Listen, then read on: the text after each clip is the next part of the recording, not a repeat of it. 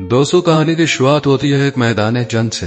हमें 6वीं शताब्दी का काल दिखाया जाता है जहां ताइजोंग की सेना अंसी किले को फतेह करना चाहती है और इन सबका लीडर चीन का एम्परर ताइजोंग है, जो कि अपने ही पड़ोसी देश कोरिया के गोगोरिया साम्राज्य पर हमला कर देता है। ताइजोंग अपने समय का सबसे खतरनाक जाबाज खिलाड़ी था। वहीं दूसरी तरफ कोरिया के गोगोरिया साम्राज्य का जनरल योंग इससे बिना डरे डटकर अपनी सेना के साथ इसकी तरफ बढ़ता है और इसके करीब 1.5 लाख सैनिक भी अपने हथियार लेकर ताइजोंग की सेना पर वार करने आगे बढ़ जाते हैं। इस युद्ध में भले ही ताइजोंग इनका लीडर था, लेकिन वो दूर से ही इस युद्ध को होता हुआ देखता है, क्योंकि वो जानता था कि मेरी सेना दुश्मन को अच्छा सबक सिखाएगी और जीत उसी की होगी। लेकिन कोरियन सेना भी कुछ कम नहीं थी। इनके सैनिक भी काफी ज्यादा तादाद में थे। इसी बीच चीनी सेना अपने छुपे हुए दुश्मनों को सामने ले आती है, जो पीछे से कोरियन सेना पर हमला कर देती है, जिसमें काफी लोग मारे जाते हैं। अब ऐसे मुश्किल वक्त में कोरियन सेना के पास पीछे हटने के अलावा और कोई भी रास्ता नहीं था। इसी बीच हमें एक नया किरदार दिखाया जाता है जिसका नाम था समूल। ये अपने भाई की मौत से बहुत ज्यादा दुखी था और वो अपने भाई को कंधों पर डालकर यहाँ से चला जाता है। और फिर कहानी घूमती है ताइजोंग पर, जो कि अपने साथियों के साथ अगले प्लान के बारे में डिस्कस कर रहा था। और इसी दौरान उसके कुछ सिपाही एक कोरियाई लड़की को उसके सामने लेकर आते हैं, जिसको इन्होंने बंदी बना लिया था। ये लड़की दोस्तों भविष्य देख सकती थी। ये लड़की चीनी लोगों को गोगोरिया के प्राचीन धनुष को छूने से मना करती है, जो कि महान राजा चोमोंग का था। और ताइजोंग फिर से अपने प्लान को लेकर बातें करना शुरू कर देता है। ये कहते हैं कि हमें गोगोरियो साम्राज्य को अपने कब्जे में करने से पहले अंसी किले को अपना बनाना होगा, क्योंकि ये किला गोगोरियो साम्राज्य का एक अहम हिस्सा था। और ताइजोंग ये बात अच्छे से जानता था कि गोगोरियो के जनरल और अंसी किले के कमांडर के बीच रिश्ते कुछ अच्छे नहीं है। इसलिए वो सोचता है कि अंसी किले को जीतना काफी आसान होगा और फिर से जीतने के बाद वो आसानी से गोगोरियो साम्राज्य तक पहुँच जाएगा। ये बात गोगोरियो के जनरल योन को भी पता चल जाती है कि ताइजोंग का अगला निशाना अंसी का किला है, लेकिन वो इसकी मदद नहीं करता, बल्कि इस किले के कमांडर को मारने का प्लान बनाता है। और समूल को अपने पास बुलाकर कहता है कि तुम कमांडर यान को मारोगे। मैं जानता हूँ तुम बहुत वफादार हो और बहुत बहादुर भी हो। और फिर इसे तलवार देता है। ये सुनकर समूल भी वादा करता है कि मैं आपका ये काम जरूर करूंगा। अगले दिन समूल अपने साथियों के साथ रास्ते में दिखाया जाता है, जहाँ कुछ गाड़ियाँ गड्ढे में फंसी हुई थी, जिन्हें निकालने में समूल इन लोगों की मदद करता है और अंसी के बारे में पूछता है। इस पर एक आदमी कहता है कि मैं कमांडर योंग हूँ। योंग का साथी कहता है कि मैंने सुना है ताइजोंग ने अपने कुछ जासूस भेजे जो कि हम लोग की भाषा बोल सकते हैं। सुनकर समूल के सिपाही अपनी अपनी तलवार निकाल लेते हैं, लेकिन वो मारे जाते हैं और समूल को ये लोग अपने साथ बंदी बना कर ले जाते हैं। योन समूल से कहता है कि योन के आदमी मुझे गद्दार मानते हैं, तो तुम मेरे ही फोर्ट्रेस गढ़ में आ गए हो। इस पर समूल कहता है कि दुश्मन मेरे पीछे पड़े हैं, मैं इसे चाहूँ या ना चाहूँ, लेकिन अंसी मेरा घर है।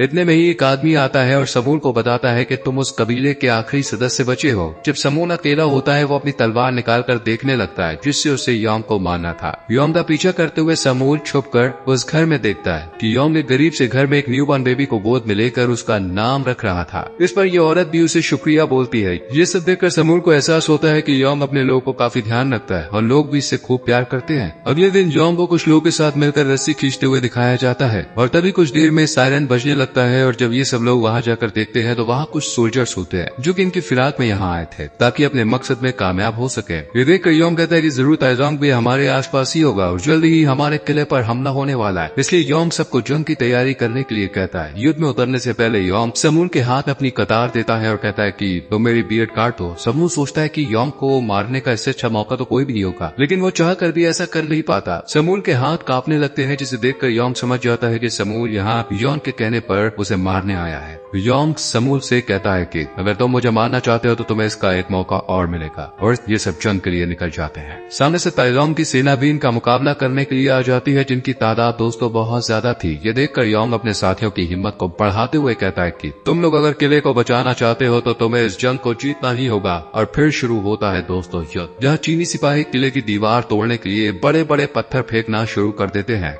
अब चूंकि किले की दीवार काफी मजबूती से बनी हुई थी, इसलिए ये कड़ी मेहनत के बाद भी इसे तोड़ नहीं पाते। इसलिए ये लोग इस पर हमला करते हुए किले की तरफ आगे बढ़ जाते हैं। इन चीनी सिपाहियों को रोकने के लिए अंसी के सिपाही तीरंदाजी करना शुरू कर देते हैं, जिसमें काफी सिपाही मारे जाते हैं। ये देखकर चीनी सेना बड़ी सी लकड़ी की मदद से किले का लकड़ी का बना बड़ा सा दरवाजा तोड़ देती है और अंदर घुस जाती है। लेकिन अंदर पहुंचते ही ये चीनी सेना अंसी के सिपाहियों के बिछे हुए जाल में फंस जाती है। अंसी के लोग पहले से इन्हें फंसाने का जाल बिछा चुके थे, जिसमें फंसकर ताइजोंग के बहुत सारे सिपाही अपनी अपनी जान गंवा देते हैं। जब ताइजोंग को इस बात का पता चलता है तो अपने बचे हुए सिपाहियों को पीछे हटने का हुक्म देता है और किले से कुछ देर के लिए ही सही लेकिन परेशानी टल जाती है। इस खुशी में अंसी के सभी लोग रात में जश्न मनाते हैं। इसी रात समूल भी अपना वादा पूरा करने के लिए यॉम के पास पहुंच जाता है और अपनी तलवार यॉम की गर्दन पर रख देता है और पूछता है कि तुमने गोगुरिया के जंगलों की बात क्यों नहीं मानी। जिस पर यॉम कहता है कि मेरा ये फर्ज बनता है कि मैं अंसी के किले की रक्षा करूं। अगर मैं ज्यादा सिपाही वहां भेज देता तो फिर किले की रक्षा कर पाना नामुमकिन हो जाता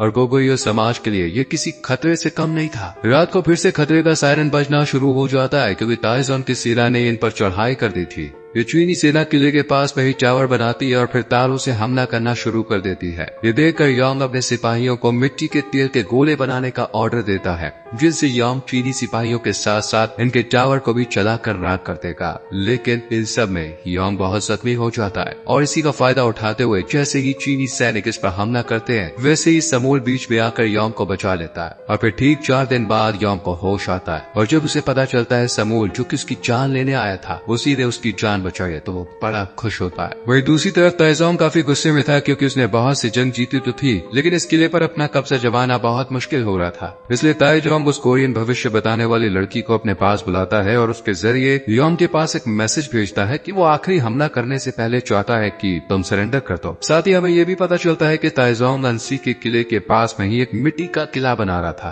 ताकि वो बराबरी से अंसी के किले पर हमला कर सके और ये काम जल्द ही शुरू भी हो जाता है। यहाँ एंट्री होती है अंसी के सेनापति की जिसका नाम पासो था। ये कहता है कि मैं उस किले को बनने से पहले ही ताइजोंग को मार दूंगा और परमिशन लेकर रात में ही अपने सैनिकों के साथ ताइजोंग की तरफ रवाना हो जाता है। लेकिन जब ये लोग यहाँ पहुँचते हैं तो इन्हें पता चलता है कि किसी ने इनके हमला करने की खबर ताइजोंग को पहले से ही दे दी थी, इसलिए ये सब मारे जाते हैं। लेकिन दोस्तों पासो मरने से पहले कमांडर यॉन्ग के पास चला जाता है और यहाँ पर हमें पता चलता है कि ये काम चीनी लड़की का किया हुआ था जिसने पासो के आने की खबर ताइजोंग को दे दी थी। ये लड़की कहती है कि अंसी के पास खुद को ताइजोंग के हवाले करने के अलावा कोई और रास्ता नहीं है। मैं तुम्हारा भविष्य देखकर बता सकती हूँ कि बुरा वक्त आने वाला है। ये सुनकर समूल उसका गला काट कर उसे मार डालता है। पासो की महबूबा और यॉन्ग की बहन पासो की मौत का बदला लेने के लिए खुद ताइजोंग को मारने के लिए चल देती है। बहादुरी से लड़ने के बाद आखिरकार इसे भी चीनी सीधा मार देती है। इसके शरीर को किले में लाकर पासो के साथ ही दफना दिया जाता है। ये सब देखकर समूल यॉन्ग से मदद मांगने के लिए खुद गोगुरिया के पास जाने के लिए कहता है और यॉन्ग की इजाजत से गोगुरिया साम्राज्य में जाकर उससे कहता है कि यॉन्ग गद्दार नहीं है बल्कि वो तो आज भी अंसी के किले की सुरक्षा के लिए बहादुरी से लड़ता है। इधर यॉन्ग बाहर बच्चों को मिट्टी से खेलता हुआ देखता है तो प्लान बनाता है कि वो बनने वाली मिट्टी के किले को गिरा देगा और इस बात को सभी लोकल लोगों के साथ शेयर भी करता है, जिस पर ये लोग कहते हैं कि इसके लिए हम किले के नीचे एक गुफा खोदेंगे ताकि किले को आसानी से गिराया जा सके। साथ ही यॉन्ग से कहता है कि जब तक हम गुफा का काम पूरा न कर ले तब तक आप भी उन्हें किला बनाने दीजिए। और कुछ दिन बाद गुफा का काम पूरा हो जाता है और अब ये लोग प्लान बनाते हैं कि जब चीनी सिपाही किले में होंगे तब वो लोग गुफा में मौजूद खंभों में आग लगाकर उसे गिरा देंगे। लेकिन बदकिस्मती से बारिश हो जाती है और गुफा में पानी भर जाता है, इसलिए ये लकड़ी के खंभे गीले होने की वजह से जल नहीं पाते। ये देखकर लोग फैसला करते हैं कि वो इन खंभों को कुल्हाड़ी से काटेंगे और अपने जीवन को अंसी के नाम पर खत्म कर देंगे। और ये लोग खंभों को काट देते हैं और खुद मिट्टी मलबे के नीचे दबकर मर जाते हैं और वही किले में चीनी सैनिक भी मारे जाते हैं और किला मिट्टी में मिल जाता है। ये मौका देखते ही यॉन्ग और उसके सैनिक चीनी सेना पर हमला बोल देते हैं। यॉन्ग कहता है कि जब तक हम मर नहीं जाते तब तक हम ये लड़ाई लड़ेंगे और दिन रात ये लड़ाई होती रहती है। और इसी बीच यॉन्ग अपने एक आदमी से कहता है कि जाओ मेरे लिए जुमोक का प्राचीन धनुष लेके आओ। अपने प्रार्थना करते हुए इस धनुष से ताइजोंग की तरफ निशाना लगाता है और ये निशाना लगता है ताइजोंग की आंख में, जिससे ताइजोंग बुरी तरह से जख्मी हो जाता है। लेकिन ताइजोंग की सेना लगातार आगे बढ़ती रहती है। इधर अब समूल भी गोगुरिया साम्राज्य के साथ यहाँ यॉन्ग की मदद के लिए आ जाता है और ये सब मिलकर चीनी सैनिकों को खेल लेते हैं। ये सब देखकर ताइजोंग के काफी सिपाही मारे जाते हैं और आखिर में ताइजोंग भी हार मान लेता है और अंसी के लोग जश्न मनाते हैं। इसी बीच समूल और यॉन्ग भी एक दूसरे के गले लग जाते हैं और थोड़े समय बाद ताइजोंग सही हो जाता है। लेकिन फिर उसकी मौत हो जाती है और अंसी का किला और यहाँ के लोग आजादी से रहते हैं। और यहीं पर दोस्तों कहानी खत्म हो जाती है। फ्रेंड्स, आपको ये मूवी कैसी लगी? वीडियो अच्छी लगी हो तो वीडियो को लाइक और शेयर जरूर करें। चैनल पर नए हैं तो प्लीज सब्सक्राइब करके बेल आइकन प्रेस करें जिससे आने वाली वीडियोस आपसे मिस ना हो। मिलते हैं अगली वीडियो में।